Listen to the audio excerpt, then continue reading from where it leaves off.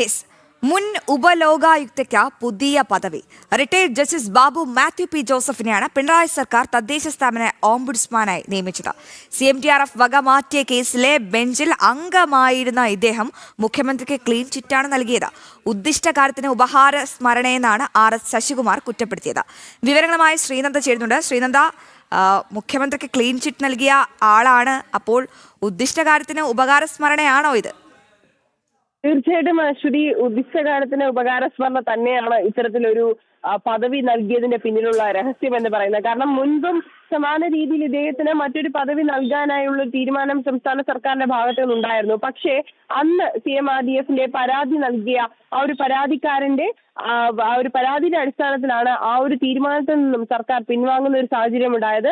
ഇതിപ്പോൾ കഴിഞ്ഞ ദിവസം നടന്ന മന്ത്രിസഭാ യോഗത്തിലാണ് ഇദ്ദേഹത്തിന് സംസ്ഥാന സർക്കാർ ഒരു പുതിയ പദവി നൽകിയിരിക്കുന്നത്. മുൻ ഉപലോകായുക്തയാണ് ജസ്റ്റിസ് മാത്യു പി ജോസഫ് എന്ന് പറയുന്നത്. അദ്ദേഹത്തെ തദ്ദേശ സ്വയംഭരണ സ്ഥാപനങ്ങളിലെ ഓംബുഡ്സ്മാൻ ആയിരുന്നു ഈ ജസ്റ്റിസ് മാത്യു പി ജോസ്.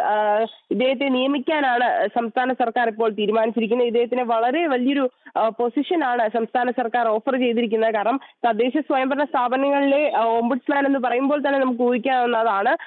ഇദ്ദേഹത്തെ ക്ലീൻ ഷീറ്റ് നൽകിയതിന്റെ പേരിൽ അദ്ദേഹത്തിന് നൽകുന്ന ഒരു റിവാർഡ് എന്ന് നമുക്ക് ഇതിനെ പറയാൻ സാധിക്കും. കാരണം ഉദ്ദിഷ്ട കാര്യത്തിന് റിവാർഡ് എന്ന് നമുക്കിതിനെ പറയാൻ സാധിക്കും. കാരണം ഉദ്ദിഷ്ട കാര്യത്തിന് ഉപകാരസ്മരണ തീർച്ചയായിട്ടും സർക്കാരിന്റെ ഭാഗത്ത് നിന്ന് എല്ലായ്പ്പോഴും ഉണ്ടാകുന്നതാണ്. അതിപ്പോഴും തുടരുന്നു എന്നത് മാത്രമാണ് ഇതിൽ സാധാരണക്കാർക്ക് പറയാനുള്ളത്. കാരണം പ്രത്യേകിച്ച് ഒന്നും തന്നെ സർക്കാരിന്റെ ഭാഗത്ത് നിന്ന് നമുക്ക് കൂടുതൽ പ്രതീക്ഷകളൊന്നും ഇല്ലാത്തതാണ്. അപ്പോൾ എന്തായാലും ഇദ്ദേഹം ഈ ഓംബുഡ്സ്മാൻ ആയിരുന്ന കാലം ഇദ്ദേഹം മുഖ്യമന്ത്രിയുടെ ദുരിതാശ്വാസ നിധിയായ CMRDF ഫണ്ട് വകയിരുത്തിയ കേസിൽ പരാതി ഉണ്ടായിരുന്നു, വക മാറ്റിയെന്നുള്ള ഒരു പരാതി ഉണ്ടായിരുന്നു. അതിൽ മുഖ്യമന്ത്രി ഉൾപ്പെടെ പ്രതികളായിരുന്നു. ആ ഒരു സാഹചര്യത്തിൽ മുഖ്യമന്ത്രിക്ക് അതിലെ ക്ലീൻ ഷീറ്റ് നൽകിയതിൽ ആ ഒരു ലോകായുക്തയിൽ ഉണ്ടായിരുന്ന അംഗങ്ങളിൽ ഏറ്റവും പ്രധാനിയായിരുന്നു ഈ മാത്യു പി ജോസഫ് എന്ന് പറയുന്നത്. അദ്ദേഹമാണ് ഇപ്പോൾ അദ്ദേഹത്തിന് ഒരു ഉപകാര സ്മരണ എന്നോളം തന്നെയാണ് മന്ത്രിസഭാ യോഗത്തിൽ അദ്ദേഹത്തിന് പുതിയൊരു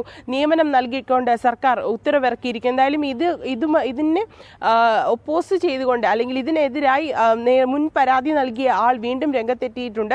ഇത് ഉപകാര സ്മരണയ്ക്കാണ് ഇത്തരത്തിലൊരു പൊസിഷൻ അദ്ദേഹത്തിന് ഓഫർ ചെയ്തിരിക്കുന്നത്. അതുകൊണ്ട് തന്നെ ഒരിക്കലും ഇത് മുന്നോട്ട് കൊണ്ടുപോകാൻ സാധിക്കില്ല.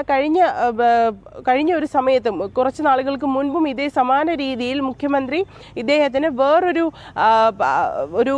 ഭരണം കൊടുക്കാനുള്ളൊരു നീക്കത്തിലേക്ക് പോയിരുന്നു. അതിൽ നിന്നൊക്കെ പിന്മാറുന്ന ഒരു സാഹചര്യമുണ്ടായി. അതുപോലെ തന്നെ ഇതും വളരെ വ്യക്തിപരമായ ഒരു നേട്ടത്തിന് വേണ്ടിയിട്ടുള്ളൊരു കാര്യമാണ് മുഖ്യമന്ത്രിയുടെ ഭാഗത്ത് അല്ലെങ്കിൽ മന്ത്രിസഭാ യോഗത്തിൽ ഉണ്ടായിരിക്കുന്നത്. ഇതിൽ നിന്ന് പിന്മാറണം എന്നുള്ള ആവശ്യവും ശക്തമായി തന്നെ ഉന്നയിച്ചിരിക്കുന്ന ഒരു സാഹചര്യം കൂടിയാണ് നിലവിലുള്ളത്. എന്തായാലും ഇതിൽ എന്ത് തീരുമാനമായിരിക്കും? എന്തായാലും പരാതിയുമായി മുന്നോട്ട് പോകാൻ തന്നെയാണ് ആ പരാതിക്കാരന്റെ തീരുമാനം.